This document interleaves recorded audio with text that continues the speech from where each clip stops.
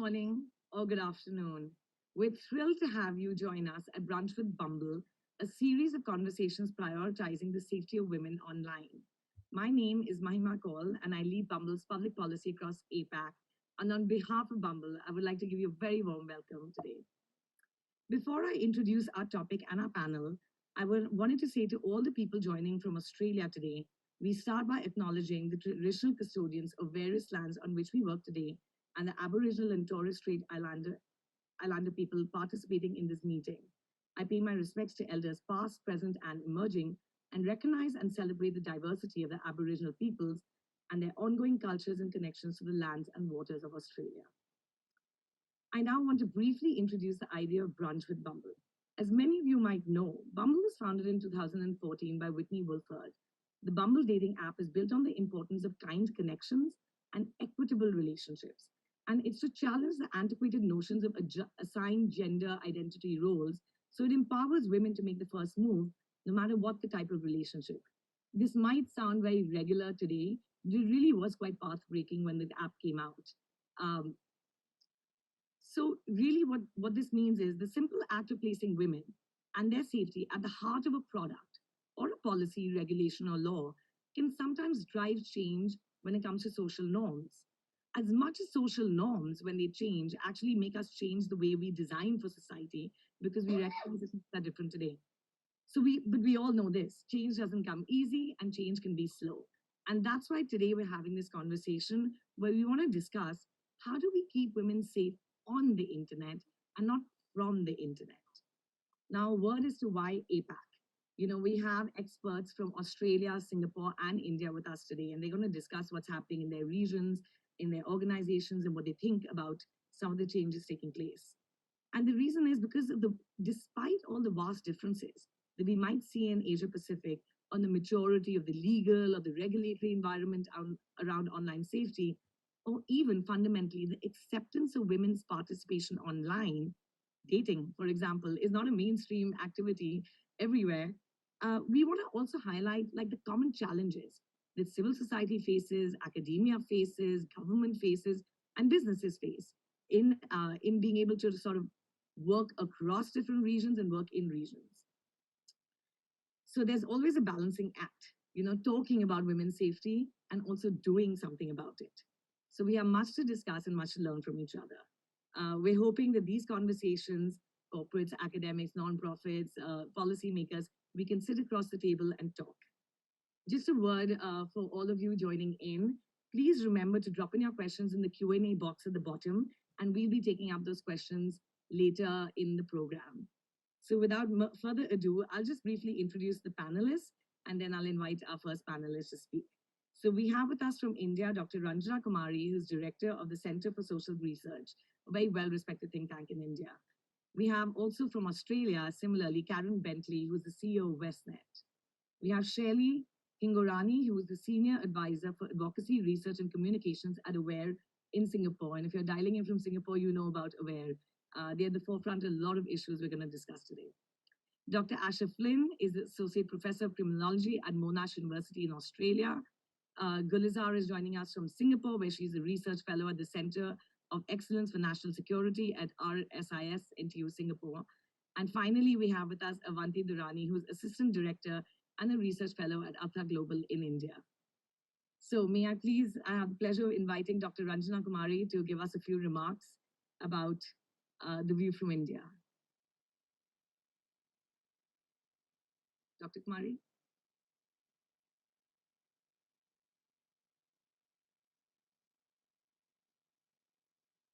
You're on mute, ma'am. Okay.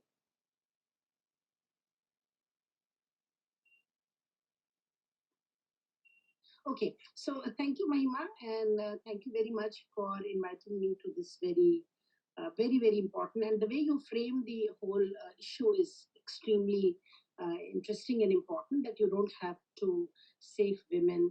You have to save women on internet, but don't have to, save them from it. I really like the way you framed it because that's the whole issue at the moment. That in absence of safety, a lot of women are really not being able to take advantage of a space and space which is a future, space which is so important for every human being and much more so for women and girls. We Let me say a very good morning to everyone. And when we look at the situation in India, I can, I see that we do have made some progress in terms of our regulatory guidelines. The Information Technology Act, which is Intermediary Guidelines and Digital Media Ethics Code, which was framed and also, of course, added and improved in 2021, requires social media platforms to set up grievance redressal cell mechanism for addressing complaints of online abuse against women. Also, the appointment of a grievance officer is mandated for ensuring compliance with guidelines. The Indian Penal Code also has provisions for prosecuting individuals who engage in online harassment or abuse against women. The government needs to enforce these laws. That's what we feel very. So for that, they do have cyber cells now. So there is an arrangement with the law enforcement agency where women can go and complain and get redressal of their grievance. But the issue is that whose responsibility it is, because I feel that unless multifaceted approach is taken up, it is very very difficult. It is multi-stakeholder issue. It is comprehensively all players will have to come in to ensure that women are protected online. And much more so, I feel that basic responsibility of the national governments, where they need to enforce the laws which criminalize online harassment and gender-based violence, and implement policies prohibiting hate speech, harassment, and violence against women with easy reporting mechanisms and quick response time. That has been another issue which we are facing all the time. That when you complain, when women really start facing this situation, then what happens? So the normal mindset, which is you see offline, is also online. That is victim blaming.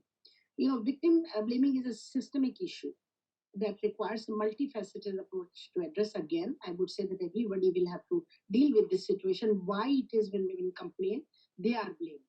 Why it is that they are told all the time that they are wrong. So this is something which we have to shift the focus on the perpetrator's behavior and not the behavior of the victim, which is the which is the norm. And that is why a lot of women are not able to get the redressal from the issues that they are facing. And on the other side, I feel there is a huge responsibility, because in especially country like India, where a lot of women live in rural areas, and they need to be brought in. Of course, urban educated girls are equally at risk, but much more the rural areas where the girls and women are trying and braving to come online and trying to do certain things, but they get very discouraged and they leave it. So I think there is important need for education and training programs which can equip women with knowledge and skills to protect themselves online. Women should be educated about online safety, reporting, how to report abuse, and privacy protection, how to really protect themselves in terms of their privacy. Now, the other very important thing is that we need to look at the responsibilities of platforms. I think I have only 1 minute left, and I just want to quickly say this because I'm just coming from CSW in the United Nations, where we had organized and invited various representatives of Meta, of this LinkedIn, and also of Roblox and many other net the agencies now, and the companies, of course, and platforms. So the platforms need to take responsibility for protecting users, especially vulnerable groups such as women. A gender-sensitive approach is needed when designing platform and services to consider challenges women. So you start at the very outset when the product is developed. That's where the real input is needed. And I feel that a lot of product is launched and then we start struggling with that, how to protect women online. So that's what I want to emphasize here in this discussion, that let's ensure that the companies start building in. And my last point is that platforms should also have robust reporting and redressal mechanisms, and should be willing to take strict action against abusers, including account suspension, banning users who violate rules repeatedly. Cybersecurity education is also crucial. So I think this education is not only crucial for the users, but also for the platforms to know what are the real serious issues that people are facing. So I feel that government, civil society organizations, educational institutions, and the private sector all have a role to play in creating a safer online environment for women and girls in the. Thank you so much for your opening remarks, and I think you've laid out like all the problems that we do need to kind of discuss in pieces. So, Avanti, can I bring you in right now? Because I think Dr. Kumari's first remark was very valid for India, right? Which is that, like, in the absence of safety or the feeling that they can be safe, a lot of women then can't participate. And, you've done some research about what happens when women try and avail of these infrastructure and these laws that are provided for them. So maybe you want to talk to us about that. Thanks so much, Mahima. Thanks everyone and Bumble for having us as part of this event. So to address this question and also to contextualize why we're here today, sort of why Artha is here today. So at Artha, we sort of work on this idea of this relationship between the citizen and the state, and how can the state sort of improve its public service delivery. And a core focus of that for us has been on crime and justice, and especially access to justice offline and online. And what we try to do is also quantify and diagnose the issues. So this is, I think, where our relationship started on understanding what prevalence of crime is, of online gender-based violence against women is. And we situated that by doing a study on gender-based, tech-facilitated gender-based violence online in India. We did a study of two states, Karnataka and Uttar Pradesh, to understand and situate what the situation is now, and how can mechanisms be used to improve those pitfalls and capacity gaps that police and intermediaries have. So as Dr. Kumari has also said, and I think we echo a lot of her findings in our research work as well, that official data shows you one picture. There's about 10,000 crimes that happen online against women in the year 2021, but that's if you see the steady increase, that's increased by 2.5% over the 2.5x over the last 4 years. And if you see intermediary transparency reports, there's also a discrepancy. For example, Twitter has 17.5 million users, but it only reports about 500 grievances on a monthly basis related to abuse and harassment. And this is also not gender disaggregated. So why these low numbers is, I think, where our question started. And why are people not coming forward to report? Because it's not that these experiences are not happening. It's not that the ground reality. It's just that the ground reality is not getting reflected in these official records. So that's our research work started in trying to understand what are the reasons for low grievance rates. Why are intermediaries? How are intermediaries dealing with these cases on their platforms? Why are people not approaching the police to report their victimization? Why are complaints that do get reported not being converted to registered cases, which can then go into investigation? And if you take a look at the official crime records, there's under crimes against online crimes against women, there's about 65% in India that are labeled as other. So it's this miscellaneous category that no one can really tackle. They don't even know what's going on, and how do you build capacity to be able to tackle these miscellaneous online crimes that are happening against women. And we also sort of wanted to understand from the perspective of practitioners, from police officers, from private intermediaries as well, what are the issues they face in tackling gender-based violence online. What the police practitioners cited to us is we echo a lot of Dr. Kumari said, is that there's a lot of suppression that happens. There's a lot of victim blaming and shaming in terms of often officers will dismiss the case. They will not understand the harm that has happened to the victim and sort of minimize the impact that they have faced.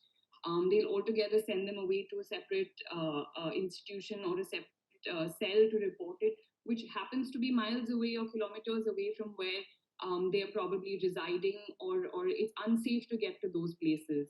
So it's a lot of factors that are working against the victim, against the users in sort of reporting these instances.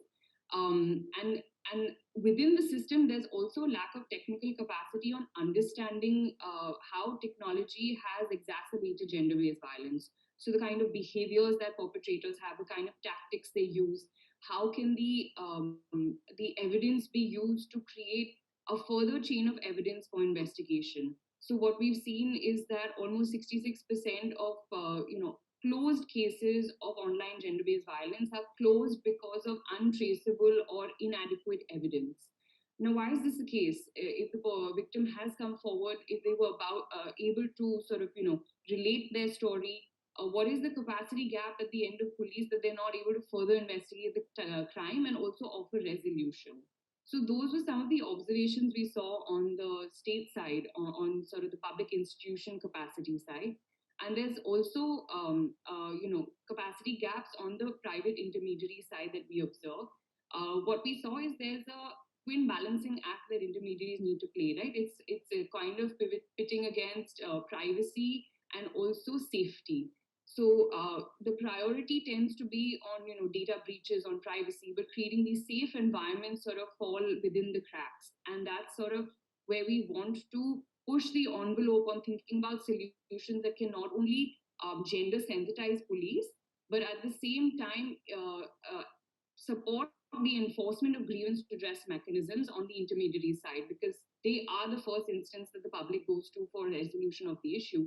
But if they don't have the wherewithal or the capacity to deal with it, how does that then affect the pipeline of access to justice? So I'll sort of stop there, but happy to take on more questions. Yeah, thank you, Avanti. I mean, such relevant points. And, let me bring Shelly in at this point. Shelly, you heard Avanti talk about low reports. You heard Avanti talk about the fact that there is a discrepancy between what we know to be true and what we see, when the data is reflected on paper, this idea of miscellaneous. So, what is actually happening? I'd love to bring you in here because I know so much work has gone down in Singapore, including what Aware is doing to keep pushing the envelope to make people understand like what are these digital harms? They are real as offline, and then digging deeper into underlying causes. So the floor is yours. Thanks very much, Mahima, and Bumble for convening this exceedingly important and urgent regional conversation. Now, before I dive in, a quick trigger warning. What I'm about to say may contain themes that some may find triggering. Please take care of yourself and ask for help if you need it. Now, for the next 5 minutes or so, I want to give you a broad overview of the work we have done in Singapore on technology facilitated sexual abuse, and then hone in on a particular research project that I think might be of interest today. Now, in Singapore, we take a multi pronged approach to protecting women and children and other marginalized populations from online harms to minimize the digital safety gap between men and women and boys and girls. We do this through first, we engage in direct work with victim survivors of online harms. Now, as the only organization in Singapore, at least until recently, that provided support to victim survivors of sexual abuse, we understand what tools survivors need and challenges they face when it comes to reporting abuse on tech platforms. We know that victim survivors are doing this so that they can regain a sense of autonomy that they lose when they're subject to non consensual sharing of intimate images, sextortion, deep fakes, among other forms of online harms. We provide a range of services such as counseling, legal advice, case management, befriending. We've also created, with the help of two researchers, a website. It's the first of its kind in Singapore, and it's aimed at victim survivors so that they can privately and quickly find information to make sense of what happened. Second, we see tech companies as important advocacy targets and work with them to fine tune community guidelines, reporting mechanisms, and other tools to tackle online harms on their platforms. I think it's too easy to see tech companies as our profit chasing adversaries. But I think it's strategic for us to engage with tech companies, especially in contexts where regulation is non existent and we have to rely on tech companies to self regulate. Third, just as we've evolved our trauma support work to respond to newly emerging online harms, we've also updated our upstream education programs. As one of the longest serving comprehensive sex ed providers in Singapore, we've now updated our curriculum to include digital literacy. We have segments on cyberbullying. So, trying to make sure that all our offerings are as relevant as possible to this new sort of landscape of online harms. Our final prong is policy research and discourse analysis. Now, in the interest of time, I'll focus on a research project we worked on in 2021. In 2021, we worked with an ethical AI company to develop an online misogyny index based on the different types of hate speech women experience online. We hope this project would help us color in the details of the long shadow that misogyny and sexism cast in the online world.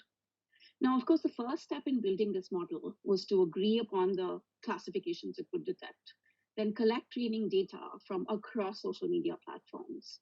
We looked at past misogyny models and realized that all of them had actually been tested in the US or in the European context. So we set out to develop a local Asian model. After researching training data, and we took this, training data from Twitter, Facebook, Instagram, Reddit, YouTube comments, and select forums, and we qualitatively studied the misogynistic language that was being deployed. We decided on the following five classifications. First, and this I think is fairly obvious, threats and imagery of violence against women. Now, these are examples of physical, sexual, even psychosocial violence expressed as harmful threats or fantasies. Second, rape myths and victim blaming. We've spent some time discussing this category already. Third, interestingly, was the classification of flipping the narrative. Now, in Singapore, we see this classification manifested as reversing our conventional understanding of gender dynamics to argue that actually men are the oppressed party, not women. The fourth classification was stereotyping, and the fifth was belittling and objectification. We started by testing this model on tweets because it gave us the ability to build on previous studies that have analyzed the hostility of Twitter towards women. But of course, the findings of this research, we think, are not restricted to just any one social media platform. I want to highlight two very quick findings from this research. First is the classification analysis showed the most popular misogynistic posts, and comments were belittling and objectification, followed by flipping the narrative and rape myths and victim blaming. The analysis also showed that bystanders are complicit. On Twitter, misogynistic content is twice as likely to be liked by the online population and 4.5 times more likely to be retweeted when compared to non-misogynistic comments. I'll stop with that. Thank you. Do tell us the second point before you wrap up. Uh, you said classification analysis, and then you had one more point. Like, do complete it. Oh yeah, I mentioned it. Sorry if you weren't able to hear me. But the second point was that the analysis showed that bystanders are complicit. On Twitter, misogynistic content is twice as likely to be liked and 4.5 times likely to be retweeted when compared to non-misogynistic comments. And we have some theories as to why bystanders are responding positively to misogynistic content, but I can address that later on in the panel discussion. Thank you. Thank you so much, Shelley. Gulizar, I'm going to bring you in over here because, one of Shelley's points was really we're noticing one of the ways this conversation goes on social media is flipping the narrative and the women are not really the aggrieved party. And I know research like yours, which demonstrates actually one of the harms, is so important to keep the focus on the real victim here. So I'd love for you to come in, talk a little bit about your research and, the work that you're doing. Sure. Thank you so much for having me here, and thank you for gathering all of us to discuss this super important topic. So, fitting today's discussion topic, women's safety and security in online spaces, my colleague Yasmin Wong and I recently published an edited volume on gender and security in digital space. We asked each contributor to offer policy considerations to tackle the problem they unpacked in their chapters, and there were 6 overlapping recommendations. Well, in the interest of time, I'm not going to go into every single one of them, but I realized as Dr. Kumari and Avanti and Shaylee were speaking, there were also overlaps with their comments on reporting, as well as need for training, whatnot. So I'll just focus on 3 of them and then complement them with some information from the literature as well. So one of the recommendations offered by the contributors was that there's a need to deliberate definitions of terms as well as the relationship between them.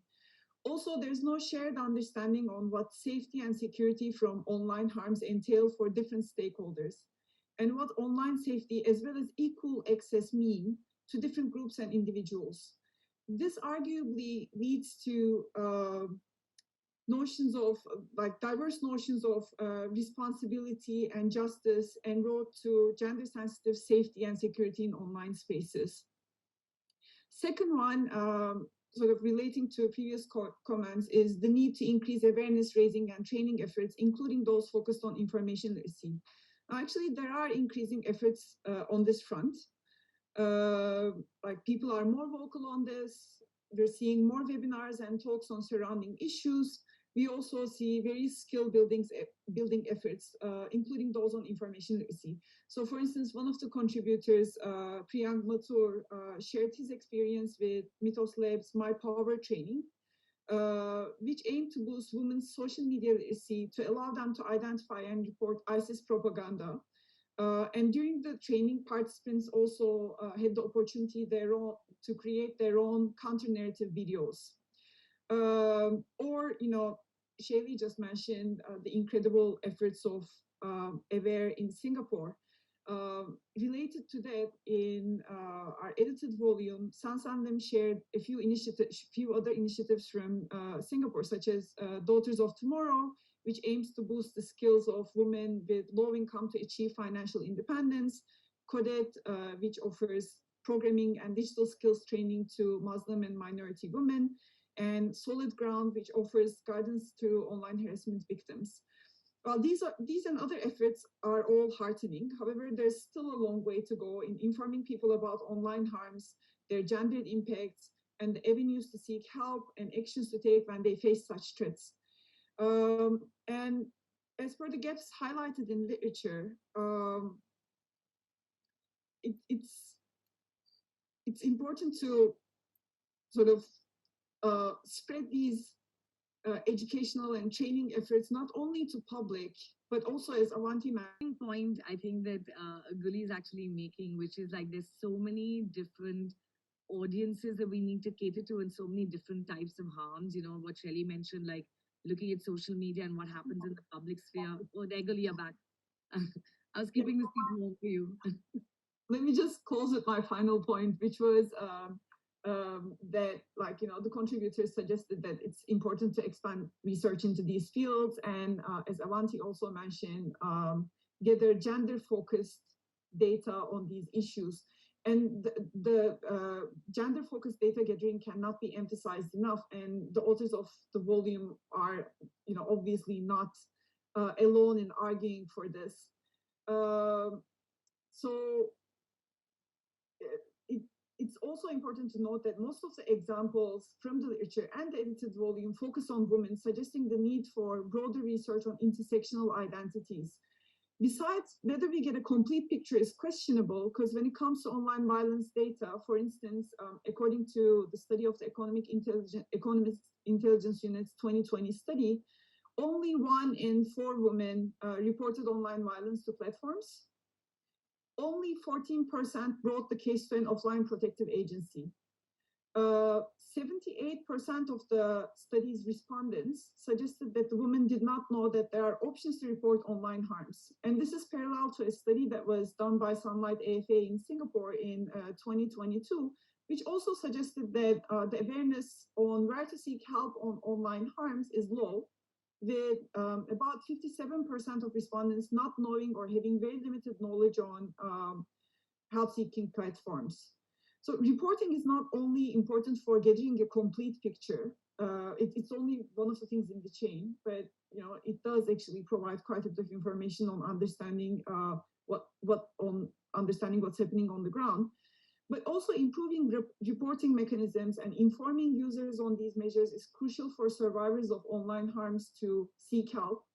And of course, as others also suggest, it's not ideal to burden them with reporting, but especially if they had a traumatizing experience. But it's an important chain, and the solution cycle is currently automated measures and other interventions are not bulletproof. So let me just leave it at that. Thank you so much, Guleen. We'll come back and dig deeper on some of these themes. Karen, may I please bring you in right now? I think what Guli was referring to also is like not just the harm that takes place, but that entire framework around addressing harm. And I know so much is happening in Australia, and WestNet is so integral to the conversation. So, if you can tell us a little bit about the work that you're doing and the work that's happening in Australia. Thanks, Mahima. And before I start, I'd just like to acknowledge that I'm joining you all today from the lands of the Dja Dja Wurrung here in central Victoria, and I pay my respects to elders past, present and emerging.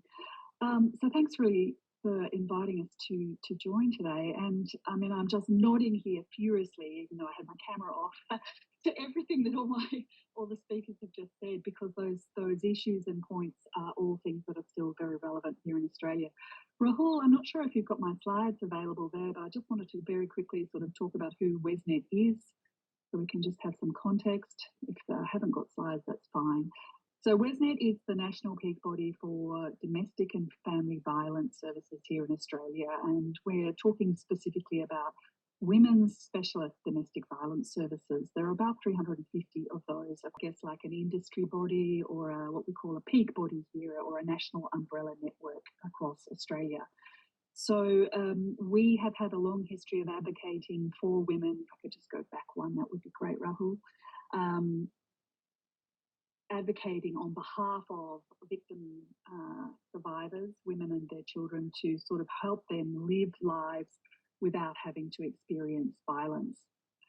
We're also a founding member of the Global Network of Women's Shelters, and we try to ensure that women all over the world have got access to safe and supportive women's specialist services in anywhere in the world. About 10 years ago, we started to have women being tracked to the women's refuges. So, and we were puzzled at first as to sort of trying to work out how that was happening. And we then realised, after talking to some of our friends in America who also run a similar organisation, that technology was now being misused by perpetrators to track women to women's refuges and shelters. So at that point, there was very little that was sort of documented or evidenced around this. We were starting to see it anecdotally. But we brought trainers and information out from the United States and started training up the frontline workers in domestic and family violence services, because we knew that technology was starting to play a role. And in 2013 and again in 2015, next slide would be great, thanks Rahul, we did a national survey of all of the domestic and family violence workers we could reach across Australia, to ask them what kind of technology abuse were they seeing when they were working with clients experiencing domestic violence. Next slide. And what we found in the 2015 survey, and repeated again in the 5 years later in the 2020 survey, was that practically all of the workers who were supporting victim survivors in domestic violence services around Australia had clients who were experiencing domestic violence through technology. So it was pretty much universal. And so what we've been seeing is that technology is just another tool that is used by perpetrators to perpetrate violence, in addition to the terrestrial or the in real life forms of abuse. So it's just another tactic that's used to exert power and control. It makes it a lot easier, because technology, of course, is all about communication and making life easier. We were starting to see that everybody says, oh, it's online, it's not the same as if it was happening to you in real life, but we've got more and more evidence to show that it's incredibly traumatic, because it can be anonymized, or it can be incredibly humiliating, or it can be multiplied very, very quickly and spread. And many, many survivors were starting to report to us that they feel like there is no way to escape their abuser when it's in a domestic violence situation, or when that abuser is your intimate partner. I just thought, I think you'd like to see a couple of the little statistics that came through. So I have the next slide, please. the most common forms of abuse.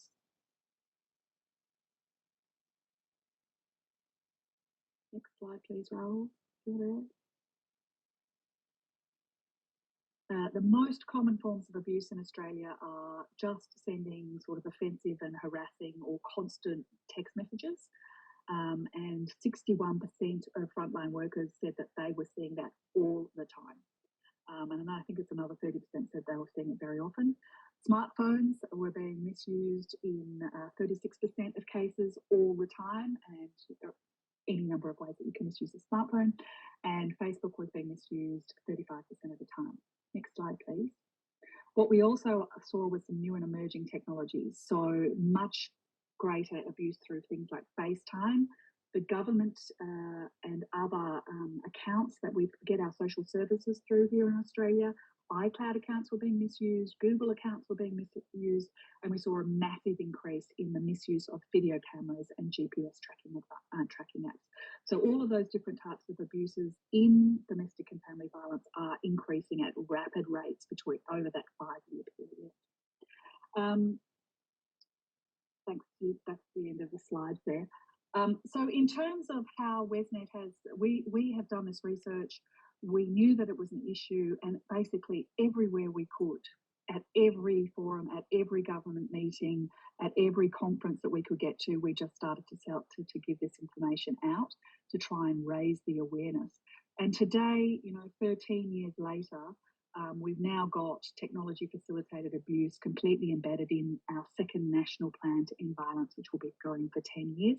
And we've also had a massive increase in the growth of researchers, and Asha is one of them, who are doing groundbreaking work in trying to actually show the evidence base around this.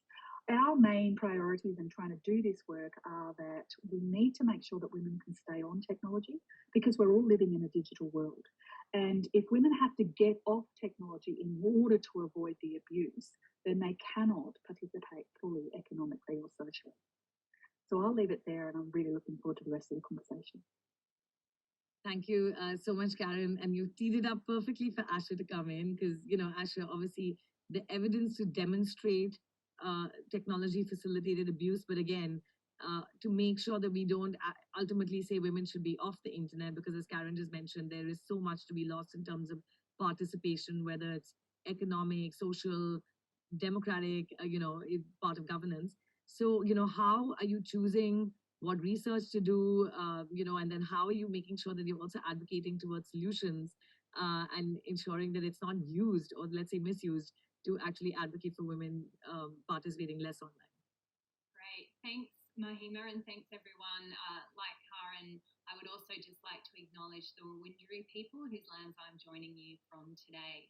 And I've also, like Karen, been nodding profusely at all the conversation that's been going on, and thank you for bringing us together for a chance to see the way our different research interconnects. So I don't often get to talk about the positive side of technology. I've done a lot of research in this space, speaking with victim survivors, also perpetrators, police, legal stakeholders, support service workers around the harms and the prevalence and the nature. So what I wanted to do today was talk a little bit about some of the positive ways that we're seeing technology be used, sort of harnessed for good in responding to some of these damaging aspects that we are seeing in the online world. And I think it's important that we do this for a couple of reasons, because technology does have the potential to have really positive impacts. If we think about things like the Me Too hashtag, for example, that was a campaign where people were able to share their messages and experiences, and it really drew attention to sexual harassment and assault and abuse for people who wouldn't otherwise be able to get their messages out. So I think it's really important that we look at the ways that digital technologies can be used positively. So there's been a range of different initiatives that we've identified across our research and in that victim survivors have reported engaging with, responding to tech-facilitated gender-based violence. So some of these just at a kind of basic level, where we know that digital platforms have community standards and reporting mechanisms available for abusive and harassive behaviours, as well as clear information on how to report different forms of tech-facilitated gender-based violence. But one of the clear ways we're starting to see technology being harnessed to prevent abuse is through the safety by design approach that we were talking about a little bit earlier. And that's where we're seeing technology companies and digital platforms minimize online threats by sort of anticipating or eliminating harms before they occur. So this proactive approach actually enables user safety and risk mitigation to be embedded into content and platform design at the outset. So the idea is that it's going to foster more positive online experiences. And this is something the Australian E-Safety Commissioner has been advocating for, and something that we're starting to see on platforms like Bumble, where there's this push to ensure safety in the products for users. So it's not about us as a user having to, risk mitigate. It's actually that it's already embedded into the design. So other technologies that we've seen using things like AI proactively have been the detection of misogynistic and potentially abusive content online. So this is the idea that we see safety features that curb abuse by detecting harmful language and stopping someone from posting it before it happens.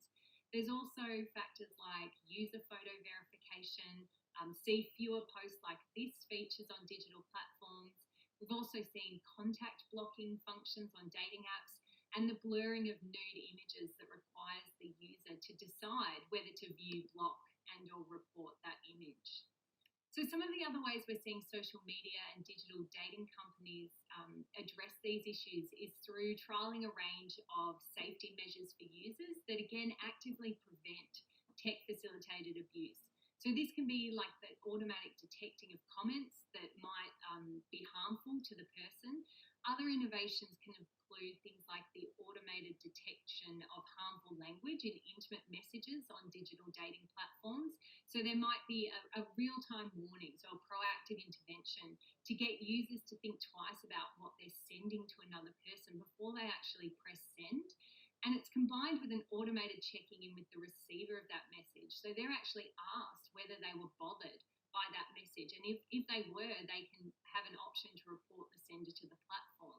So we're seeing these sorts of ways that technology is being used to sort of look at sort of disrupting this form of abusive behaviour.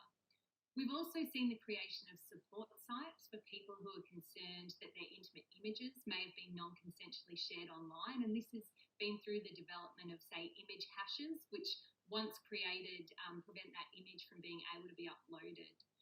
We've also seen many social media and digital dating platforms introducing safety centres that provide tools and resources for individuals experiencing abuse on their platforms. And Bumble is leading the way in this regard, having not just established a safety centre with tools and resources, but actually offering free online trauma support services for users who experience harassment, assault or abuse to the platform itself. I think one of the other factors that's been really impressive in the way that we've seen Bumble responding to claims of abuse and harassment online was this decision to make their lewd image detector available open source. So it basically sent a message that anyone could get access to this type of information to be able to protect users of their platforms.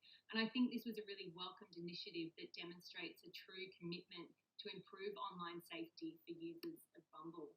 And just to finish me off, I just wanted to say, look, one of the reasons why harnessing technology for good is so important and putting the onus back on platforms and companies to be thinking about safety in the design of their technologies is because without it, and as many of us have already said today, particularly marginalised community members, we're forced to undertake extensive safety work and invest energy and resources to try and minimise and avoid violence. And often that leads to disengaging from the technologies themselves. So it's really important that digital technology should be accelerating equality online and not a space of violence or silencing. And we can see there are many ways in which technology could be used to help achieve this in a more positive way to have better online experiences for all. Thank you so much, Asha. I mean, you freed up a little bit of space for me actually, because you mentioned some of the tools that Bumble has. But, if you indulge me a moment, I can reflect. I've been working in tech for many years, but in the corporate side of tech for the last decade. And when I joined my previous company, which was in the social media area, I remember some engineers in the US saying to me, "Oh, India doesn't have a lot of abuse." And I said, what are you talking about? And they said, well, we don't see any reports from India. So we're assuming maybe it's not a very, it's in a market with a lot of harassment, which led us into an investigation around much of what many of you said. Users did not know how to report. And then there was a cultural issue where, people were not used to going to the police because they always felt like they would get into trouble. So similarly, they took that same attitude to the platform and thought, what's the point? The second thing that we noticed, and I can say this as myself, is that over the years, a lot of people who did reporting in that first phase of being on a tech platform didn't get much out of it. But things have changed over the years. And so we need to find ways of nudging users back into that kind of behavior, because the process of reporting and what happens to reports is significantly different now because of so many innovations and the reality the tech platforms have to do more. So I'm very proud of the steps that Bumble does take, but I think we're here also in part creating these forums because there's so much more to do and so much more to learn. So I'd love to open up a little bit of a discussion forum. Everyone is welcome to just raise their hand if there was a point that you wanted to address. Don't necessarily wait for me to ask the question that you might want to ask, but maybe Karen, I can start off with you, and anybody else who might want to follow. I think a lot of having a framework around which a lot of you mentioned in Australia the framework that exists right now to approach violence against women. I just want to understand how is that helpful to organizations such as yours, academia, even platforms, to address it in that manner versus a piecemeal manner where very tactical introductions are made in pieces of law, commissions here and there. So just that bird's eye view, how is that helpful for people who may not follow the sector? It's a really interesting journey, Mahima, and I sort of first started working on sort of the policy area of ending violence against women in Australia back in the late 1990s when I was a government bureaucrat. And in those days, the policy settings around ending violence against women were very much focused on it being a problem of individuals, and therefore the solutions needed to be support and structures to assist individuals experiencing violence. And of course, it was never going to end anything because, some of these issues are really structural and systemic. So Australia is now into its second national plan, and the first national plan ran from 2010 through to 2022, sorry. And it started to recognise that there are many more forms of violence against women than just, say, domestic violence or sexual violence. There are many more sort of structural issues there, and some progress was made. And I think we've had some amazing advocates in Australia who have really brought the issue to the fore. We've also had some horrendous murders, which never help either. But they sort of bring up the nation to a stop when we see these really tragic events. I think what we've seen in the development of the second national plan, which was only launched late last year, is a much broader consultation across all of Australia and so many more levels of society. And the plan has decided to sort of work in sort of 4 areas. The first is prevention. What are we doing to change the stereotypical views about what causes gender-based violence? And a real understanding now that it is gender inequality and other forms of inequality and how they intersect. And that until we address those, there's no point doing any other work really, because we're never going to change it. So there's some concerted funding and effort going there. The second part is early intervention. So what are we doing to those people who are perhaps portraying or starting to perpetrate violence? They're in the beginning phases. And what do we do to turn that around so it doesn't get worse? And say, no, we're not accepting that. What can we turn around? The third part is that unfortunately, for the time being, what we're going to see is more people reporting and more people who are going to be disclosing that they've experienced violence. In Australia, it's 1 in 3 women from the age of 15. And what supports are there to help them actually report and deal with what's going on? And what's there to actually hold the perpetrators accountable? That might be the law and the justice system. It's about women's shelters. It's about rape crisis services, around all those different types of services to support women and other people who are experiencing gender-based violence. And then finally, we're now starting to realise that when you're experiencing it, we also need time for recovery and healing. And in all of those, we're also working across every single level. So the individual, the family, the community, the services and institutions, the corporations, government structures, and also society as a whole. So it's a really it's a very comprehensive program now that tries to say we cannot deal with this as an individual alone. Every level of society, and that includes, the online services and everything. Everybody has a part to play to try and address ending violence against women. Thank you. Shelley, I'm going to come to you, just taking off one of the points of early intervention. This is my impression. I may be wrong, but I feel like a lot of conversation around women's experiences online were focused on a lot of the public, social media. And obviously, we also need to discuss like the private interactions. Be working in a dating app, we're more aware of that. Those conversations that are not seen by more people, but we need to acknowledge what's going on.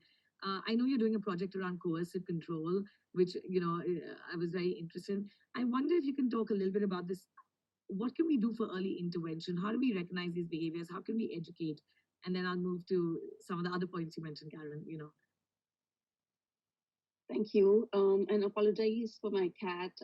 He doesn't seem to want to give up sitting on my Never desk. I apologize call to him your my cat. male ally for tackling online harms. Um, so lots of different sort of bits to your question, Naima. The first thing, and this is partially in response to what Karen was saying in terms of the regulatory framework that a lot of countries have adopted. Singapore is interesting because and I suspect a lot of other countries have followed sort of this model of imagining the cyberspace as being, the modern public sphere, right? And that has led the regulatory approach to prioritize regulating many different providers, right? Not just social media companies. And I think who gets regulated is a really interesting and important question to ask within different sort of jurisdictions. And I would be interested, if we have time later on this panel, to really get a comparative sense of how that question is answered in different jurisdictions. But for the Singapore context, we go beyond social media companies. We're also looking at cloud servers. We're also looking at, for instance, gaming apps that have a user interface. We're looking at marketplaces. And I think it serves to acknowledge in a big way, in a fundamental way, that abuse is not just happening on social media platforms, right? That as and when new services, new apps are developed, and my fellow panelists have sort of alluded to this already, we're seeing new forms of abuses, new forms of harms being perpetrated on these platforms. So the question of who is regulated, I think, is really important to keep in mind. As is the question on what types of harms are we expecting ICT intermediaries to address, right? Are we expecting them to take down individual pieces of content? And I have in mind both legal and illegal harms when I talk about individual pieces of content. Or are we expecting ICT intermediaries to have a statutory duty of care to all their users, right? How are we answering that question, I think, is quite significant. Embedded in that is the question of whether our regulatory response is going to take into account behaviors that are not illegal but are dangerous nevertheless. Now, we know in several jurisdictions, for instance, hate speech against women is not treated on par with racist speech, right? Racist hate speech. So it's not illegal, but we know that it's doing a lot of harm. It's creating a lot of hostility. It's leading women to sort of leave the public sphere, the modern public sphere, right? So how do we deal with that question? So in Singapore, we've dealt with it by saying that disinformation, for instance, is captured under the online harms legislation. Any sort of promotion of eating disorders on social media platforms is another example of the type of content, right, that is not illegal, but it's still harmful. And I think we must sort of pay attention. We must pay attention to that. You mentioned the project that we're currently sort of working on coercive control. And I think Karen has covered a lot of the work that we have done on technology facilitated domestic abuse using the coercive control framework. So, what I'll do is I'll just add one new sort of framing that we've been thinking about when thinking about coercive control, and specifically the use that abusers make of technology. And again, this is important because we've often thought about technology as being sort of parallel to the abuse. But as Karen mentioned, and our own research is showing, technology is integral to the abuse that is taking place, right? And in fact, we've started thinking about the abuse in terms of omnipresence, right? That's what abusers are hoping to achieve by using different social media platforms, different technological devices to be present at all times in the victim survivor's life, right? How do we deal with that? I think is a big sort of question. Given how interlinked our lives, online and offline lives are, Mahima, I think you mentioned when you were introducing this panel that one of the myths that we have to actively tackle is this sort of artificial differentiation that is created between online and offline worlds. But we really need to sort of update that framing to say that our lives are intermingled, right? I mean, I'm always online, for instance. I'm always available on WhatsApp. It's not, my digital life is not a separate existence from my physical life. And if you start thinking in terms of omnipresence, right, you can imagine the kind of control abusers are exerting on their victims if they have access to their social media network, social media accounts, pardon me, if they have access to their bank accounts, if they have access to their work email. Everything is being monitored, right? And how does this then relate to surveillance at the state level, right? Because in so many ways, the state is trying to convince us that in order to ensure the safety of their citizens, they need to constantly surveil us. And that is exactly the argument that abusers are making as well. I feel like I just know what the next topic is going to be. But I want to bring it. We have questions coming in, and please, I urge you all to send in more questions because we'll sort of ask what you want to know from the panelists, not just what I'm saying. But Dr. Kumari, and then Vanti, Asha, everybody is welcome to sort of answer. But Dr. Kumari, I feel in India, you have done a lot of work, CSR, and organizations like yours, filling in the gap with talking to corporates about what is needed in terms of safety, and as Asha had mentioned, sort of trying to work collaboratively. And Shelly, you mentioned that as well, like, to work with platforms because a lot of gaps existed and do exist. Can you talk to us a little bit about what that journey has been like? Because I imagine it's changed quite a bit, over the years, but it was definitely at the forefront when you started talking to tech companies. Yes, because one realization that technology is not neutral. It is also product. It's in fact it should be, but it is not. And as we experience offline, is what we are experiencing online as women and girls. So you need to dip it in a, it's like a filter. You have to dip the technology into the teacup where you filter out everything which is gender abusive, hate, misinformation, and that can be only done. I mean, like I remember in 2015 talking to Facebook, and we are saying that how are we empowering the user?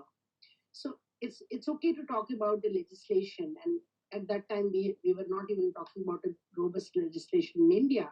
So and now we are, of course, we are at it. But then the problem is that if you talk about legislation and also look at only laws protecting the user without empowering them, then what you are doing is overprotection, and then the state can take advantage of that.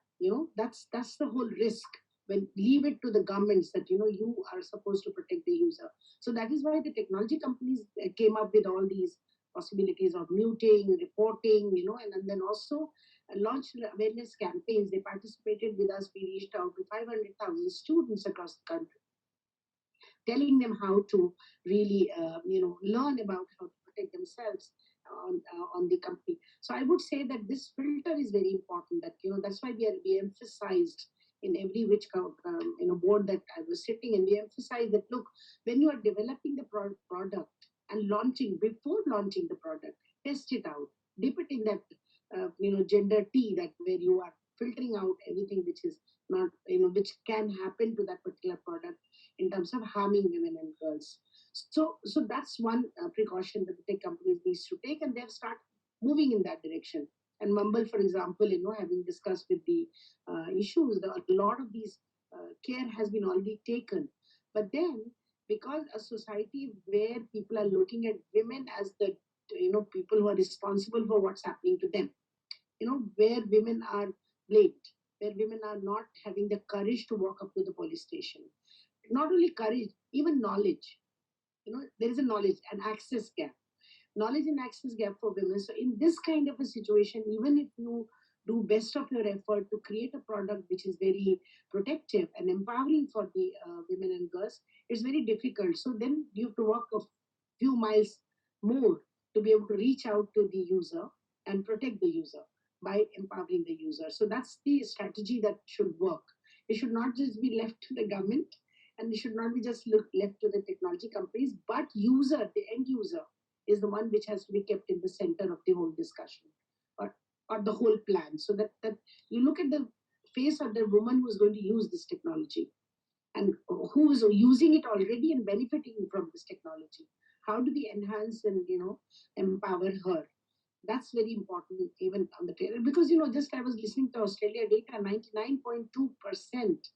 If they said that there is abuse, there is violence online in terms of tech workers, I think that's the research on.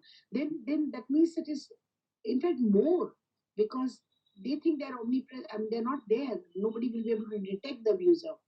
Abuser always comes online and does all this with the courage that, and also courage of conviction. They have that, we will never be able to get detected. We will never be punished for what we are doing. Nobody will know who this person is. But now they should know that with the use of, and also the second thing is that AI is a big hope.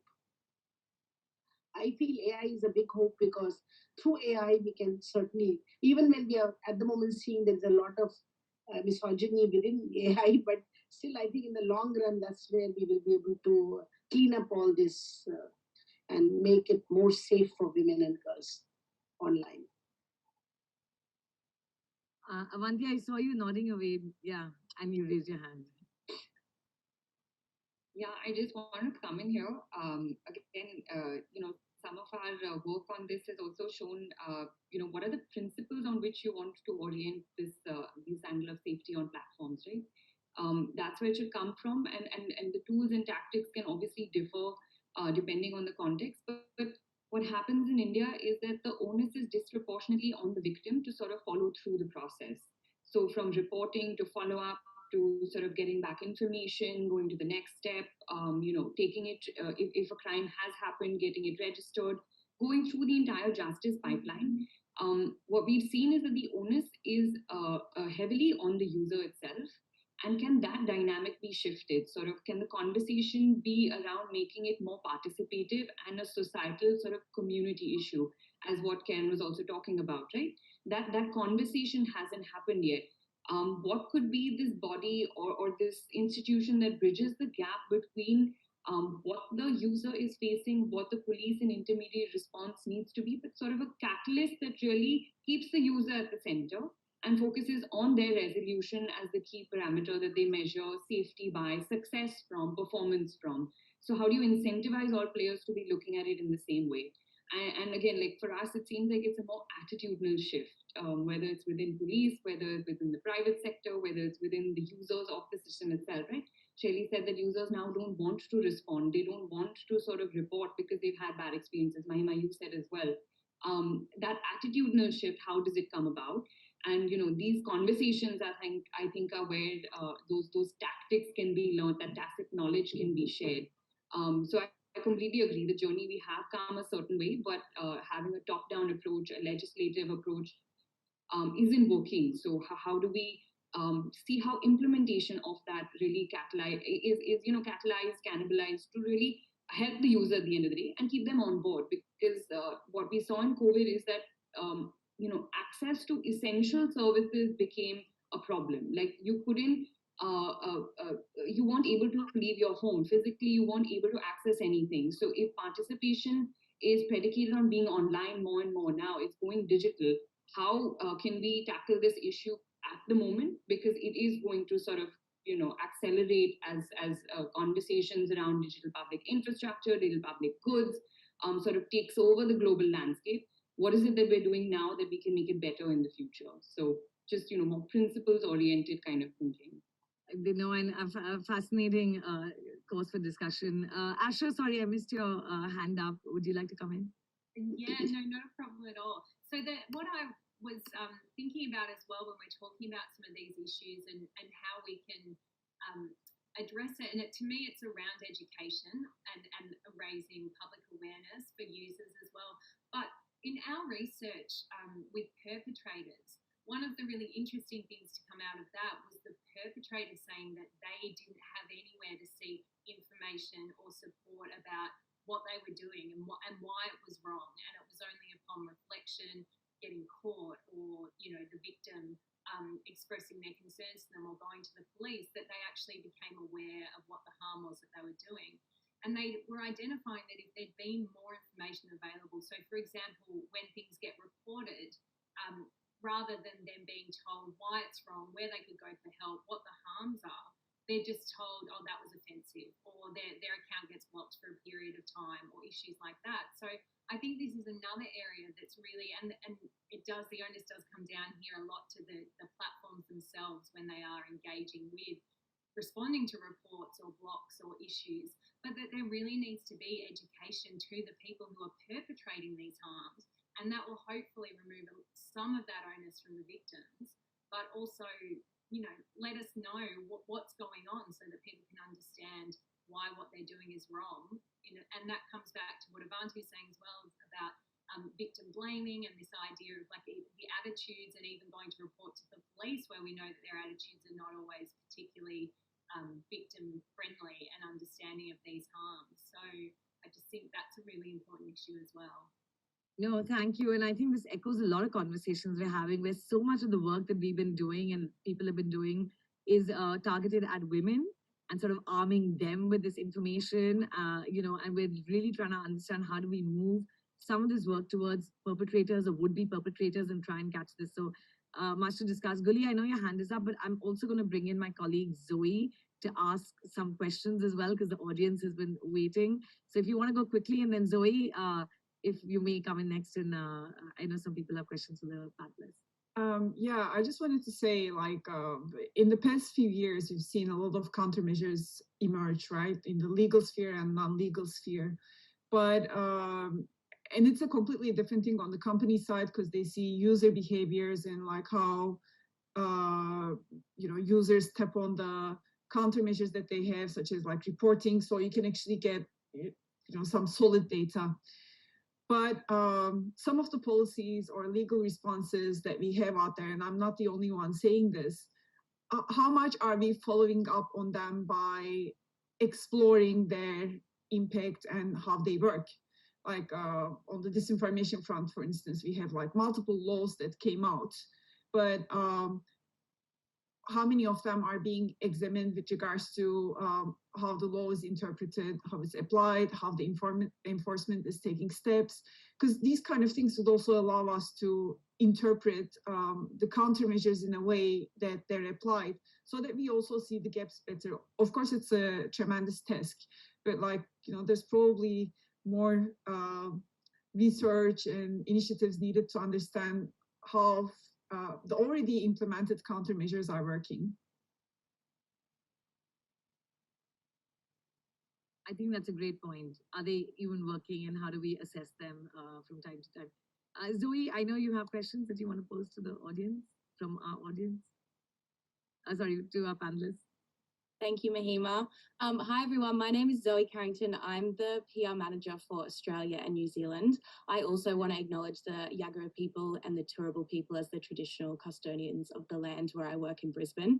It's been an absolute pleasure from hearing from all of you in this session. I really appreciate all the insights you've been able to share so far. We do have some questions from our audience. In the interest of time, we may not be able to get through all of them, but let's do our best. Our first question is, how should we address bystanders who share and comment on non-consensual images and potentially make harms felt by victims worse? Anyone want to take that one? I can, yeah, Yeah. I can respond to that question. So I think one intervention that's showing a lot of promise is bystander interventions, right? Bystander strategies engage others in prevention by increasing awareness and educating on how to intervene effectively and safely. Now, through bystander trainings, individuals often learn skills that are necessary in order to recognize behaviors. And this goes to the point that maybe some people don't understand that some of the behaviors they're perpetrating are harmful in the first place. So, it's sort of ensuring that people understand that certain behaviors are a no-go. And it's also helping us understand how best to change social norms around safety, right? And I think this is quite significant because we think that one of the reasons why bystanders may not feel comfortable intervening in the first place is because norms around masculine solidarity are extremely difficult to breach, right? And so skills around how you can intervene safely, while sort of keeping your reputation intact, and how you can create a safe environment that does not take hostility towards women as granted is sort of really crucial. And just to put some meat on the bone, what is it that bystander interventions are typically teaching, right? They're teaching this framework. It's called the 5D framework, right? Which includes direct, distract, delay, delegate, and document as the different standards that bystanders can use to support someone who's being harassed, to emphasize that harassment is unacceptable, and to demonstrate to people in their lives that they too have the power to make online spaces safer. Wonderful. Did anyone else have anything to add to that one, or should we move on to the next one? Let's move on. All right, we hear a lot about laws being passed to protect women. Dr. Kumari, I think, has. Oh, yes, just one, sorry, I was on mute. So I just wanted to make a very brief intervention, and that is about, having institutions which are supporting women.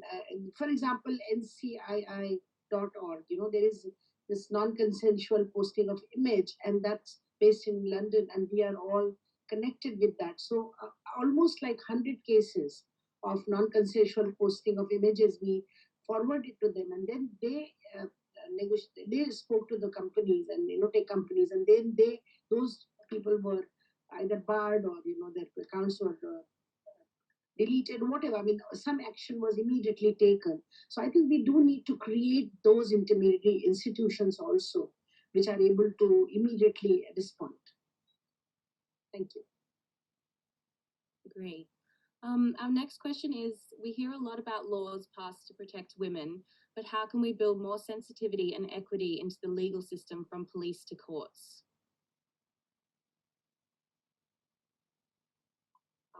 I can take this one.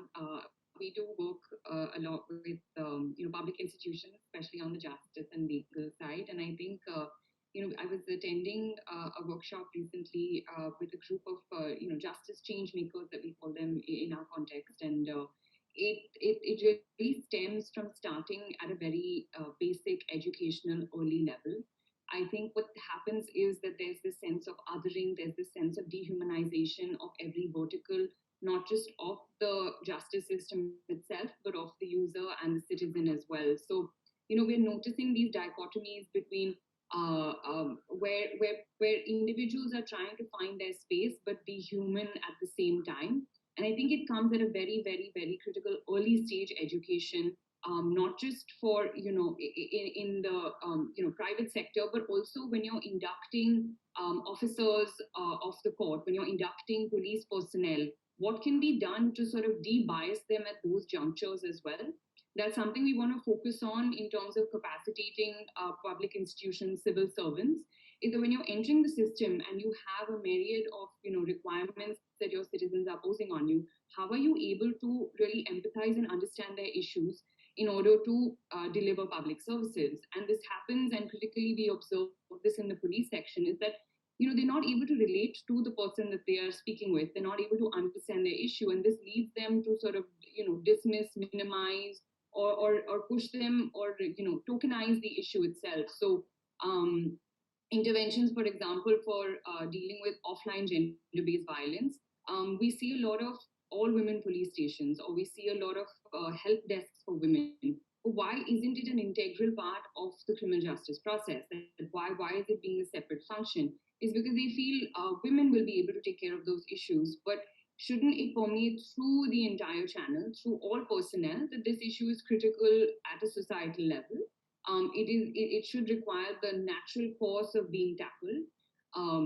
And this can only come from induction training courses, where they bring in practitioners, where they bring in experts, which sort of make them aware about how they can tackle this when they are in the service, but also what it means to unlearn some of the behaviors that they come from. So that's what we've observed, but we'd love to hear more from the speakers. For sure, Yeah, I can see also, Karen.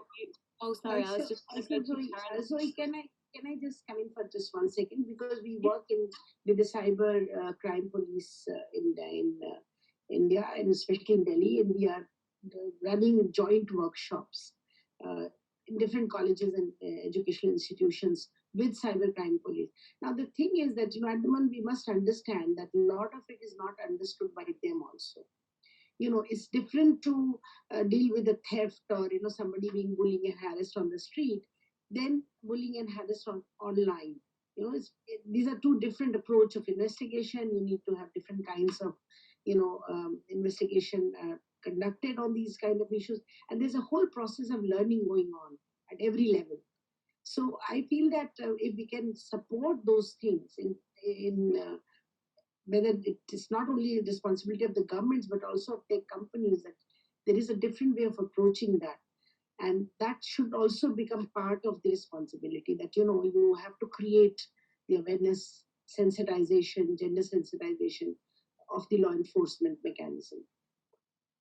Great. I also see that Karen has her hand up, so I'm going to give her an opportunity. I just had 4 sort of points on this. One is that what we see in Australia is that the court system and the police force, the attitudes of the members of those mirror the myths and attitudes of the community more broadly.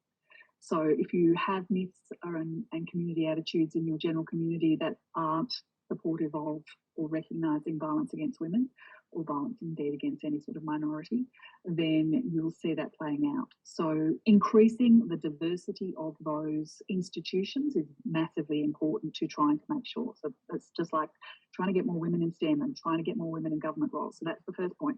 The second point that we find and run up against in this particular area all the time is that, particularly in the case of domestic violence, not all of these acts are actually a crime or something that can be charged. And so you're in this enormous grey area where police and justice systems are about crimes that are one-off acts to be sort of punished.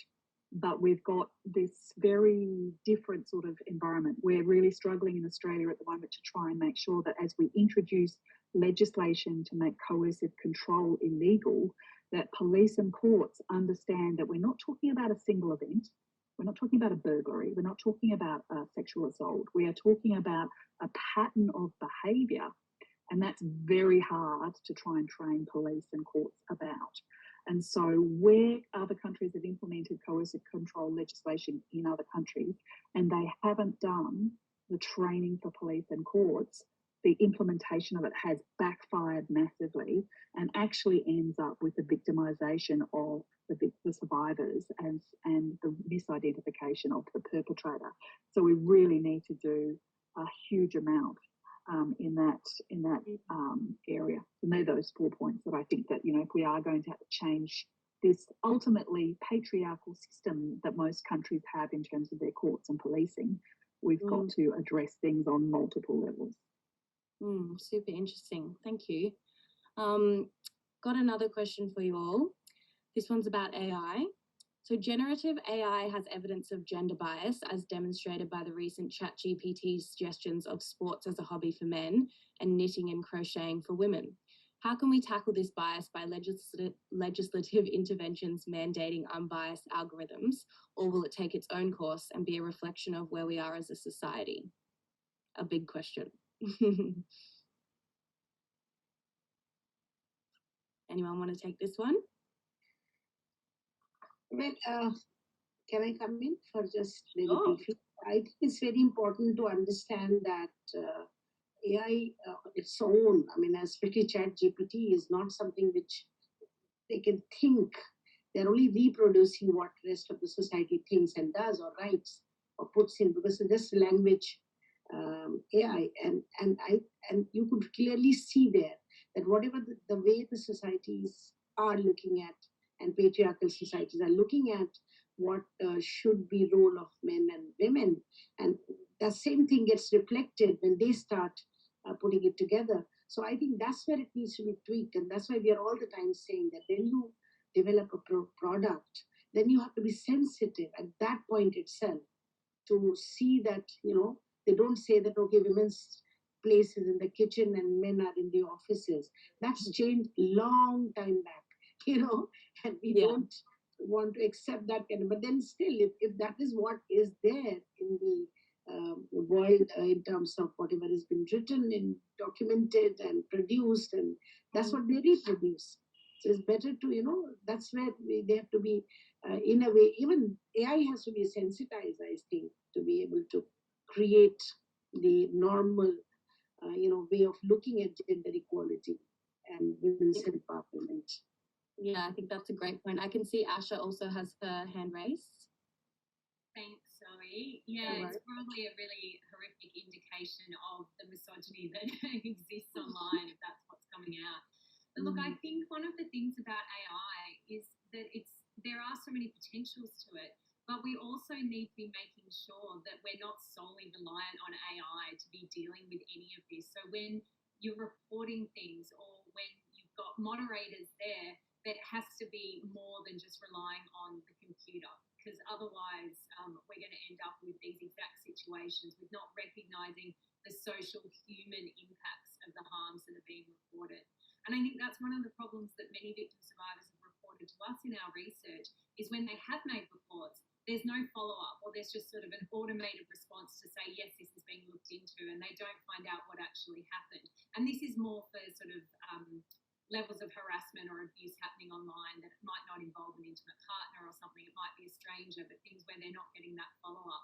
And they often ask, is there anyone there? Is there even a human behind the response? So I think that's one of the things we need to be careful about. There's so many positives to AI, but we do really need to be engaging in human moderation as well. I think that's a great point. I think, Mahima, we might be running out of time. Correct me if I'm wrong. Do we have any time for any more questions? I think we may have to wrap up because I don't want Zoom to throw us all off before we say goodbye. So, unfortunately, it is time to wrap up the discussion. And obviously, at the outset, I want to thank all of you for making time. I think all of us here today learned a lot about you, your work, your organizations, but also a flavor of what's happening in each country. And I hope that we can continue conversations like this to kind of, thread the needle in terms of lessons that we can take and lessons that we can give. And so forums like these, I'm sure there are many like these, but we plan to continue ours. So thank you so much for coming today. I do believe that there are a lot of topics over here that we can take up in future. I know the discussion is ending around sort of AI. We're using technology to solve what technology has posed to us. How does that look? How do we shape that? I think it's a great topic to discuss. I also want to thank my colleagues at Bumble, who've given up so much of their time to help make this event happen. We've been working across New Delhi, Singapore, Sydney, and Brisbane. In particular, I'd like to thank Zoe and May, who've been on chats with me and are more detail-oriented than I am. So this would never end on time if it was purely up to me. So thank you both so much for this. And I want to finally thank everybody who logged in today. I know it's a weekday, so thank you for joining the discussion, asking questions. And for everybody else who's going to watch this over the weekend and over the course of the next week, thank you so much for doing this. I know women's safety is a topic that garners attention when something bad happens, but our intention is to make this conversation always on highlight work, progress being made, gaps that exist, and just keep it going till we just feel better about where we are. Um, so yeah, please stay tuned for updates from us and more invites to more discussions. And with that, thank you and enjoy the weekend. Thank you. Bye bye. Thank you, everyone. Thanks so much.